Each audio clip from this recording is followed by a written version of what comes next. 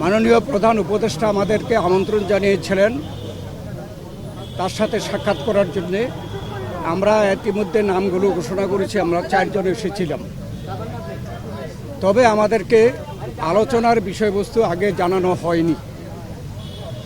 বর্তমান রাজনৈতিক প্রেক্ষাপটে আমরা যা আন্দাজ করতে পেরেছিলাম তার উপরে ভিত্তি করে আমরা একটা লিখিত বক্তব্য নিয়ে এসেছি এবং সেই লিখিত বক্তব্যটি আমরা মাননীয় প্রধান উপদেষ্টার সমীপে পেশ করেছি এবং সেই ভিত্তিতে আমরা আলোচনা করেছি।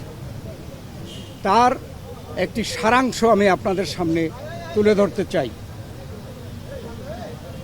বাংলাদেশে গণতন্ত্র উত্তরণের লক্ষ্যে বিএনপি প্রথম থেকেই একটি সুস্পষ্ট জাতীয় নির্বাচনী রোডম্যাপ দাবি করে আসছে। আপনারা জানেন যে আমরা এটা প্রকাশ্যভাবে দাবি করে আসছি। সুষ্ঠু, নিরপেক্ষ ও অবাধ নির্বাচন অনুষ্ঠানের উদ্দেশ্যে সরকারের নিরপেক্ষতা বজায় রাখার স্বার্থে বিতর্কিত উপদেষ্টাদের বাদ দিয়ে উপদেষ্টা পরিষদ পুনর্গঠনের জন্য আমরা দাবি জানিয়েছি। বিএনপির প্রতিটি নেতা কর্মী ব্যক্তিগতভাবে, রাজনৈতিকভাবে, পারিবারিকভাবে সবচেয়ে বেশি ক্ষতিগ্রস্ত হয়েছে আওয়ামী লীগের আমলে এবং সেই জন্য আওয়ামী লীগের বিচার সবচাইতে বেশি দাবি করে বিএনপি। এই বিচার প্রক্রিয়া কোনোভাবে অসম্পূর্ণ থাকলে বিএনপি সরকারের দায়িত্বে যখন যাবে তখন বিচারের আওতায় এনে তা বিচার বিভাগের মাধ্যমে, স্বাধীন বিচার বিভাগের মাধ্যমে পরিপূর্ণভাবে সম্পন্ন করা হবে।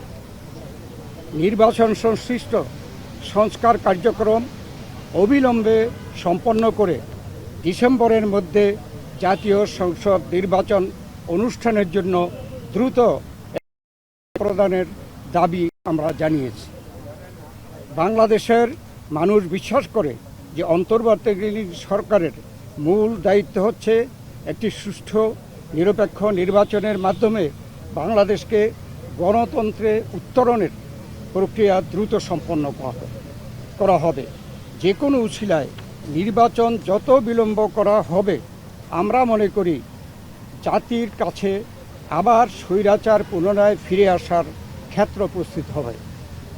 এর দায় দায়িত্ব বর্তমান সরকার ও তাদের সাথে সংশ্লিষ্টদের উপরে বর্তাবে। বিএনপি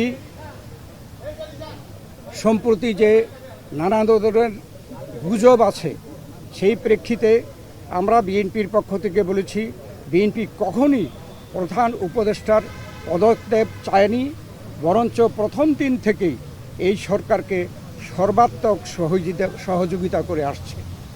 আমাদের যে আলোচনা তার এই সারাংশ ছিল এতটুকু।